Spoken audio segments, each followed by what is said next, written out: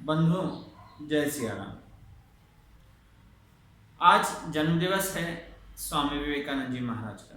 स्वामी विवेकानंद जी महाराज वेदांत दर्शन के अद्वितीय प्रणेता, विश्वविख्यात दिग्विजयी संत, एक ऐसे युवा गुरु जो समग्र जीवन को मार्गदर्शन करते हैं।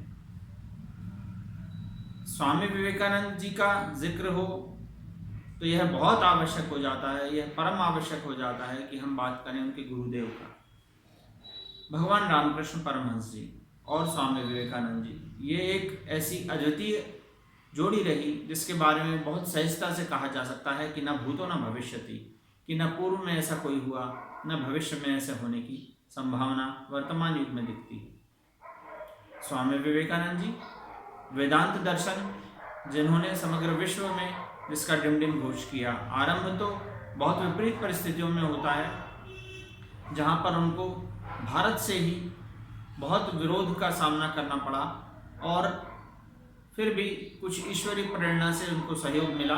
तो वह पूरे विश्व भर में जाकर, वो चाहे अमेरिका हो, फ्रांस हो या अन्य यूरोप के देश, सब जगह जाकर के उन्होंने भारत के सनातन धर्म के वेदांत दर्शन को, उसकी महिमा को, उसके वसुधैव कुटुंबकम के भाव को सर्वत्र रखा।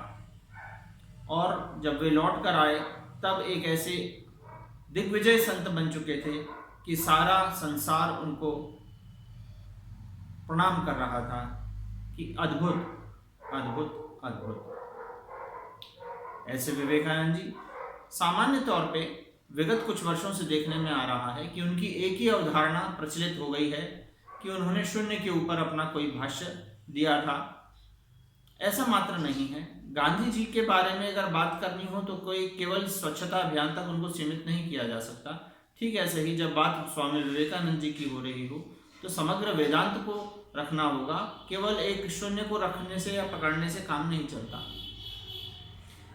भगवत गीता जहाँ कहती है कि शून्य से कुछ भी आरंभ नहीं हुआ, हम पूर्व में भी थे, आज भी हैं, भविष्य में भी रहेंगे। निश्चित तौर पे स्वामी जी का सारा दर्शन इसी बात को आगे बढ़ाता है।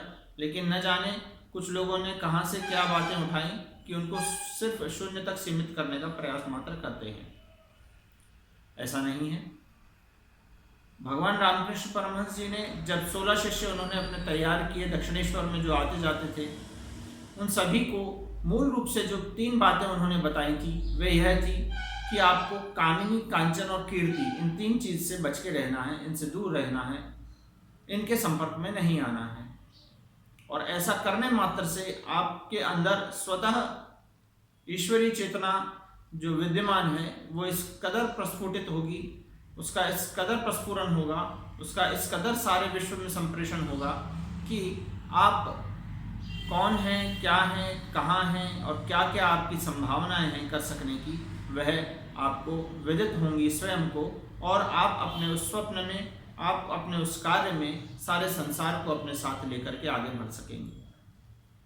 तो ऐसे ही स्वामी विवेकानंद जी ने दर्शन दिया, और वे जब आरंभ करते हैं तो कहते हैं कि मैं आने वाले विगत वर्षों में देख रहा हूँ कि भारत माता स्वर्णिम सिंहासन पर विराजमान होंगी। और उनका यह स्वप्न बहुत जल्द, लगभग 50-60 वर्षों में ही पूरा होता सा दिखा। कुछ व्यवधान आए जो अभी हम लोगों के लिए कार्य बाकी रह गया है। निश्चित तौर पे वे, जब हम स्वामी विवेकानंद जी को पढ़ते हैं, भगवान रामकृष्ण देव को पढ़ते हैं, तो हम पाते हैं कि किस तरह से हम अपने जीवन के उच्च लक्ष्यों को बना सकते हैं, उन पर चल सकते हैं। तो हम पाएंगे कि बहुत छोटी छोटी सी हमें उपलब्धियां तो सहज होती हुई दिखाई देने लगेंगी। और सारा संसार, जब हमारे प्रयास जितने अधिक सत्य के साथ जुड़ जाएंगे, उतना ही सहयोग हमें सबसे मिलेगा अपने लक्ष्यों को प्राप्त करने में।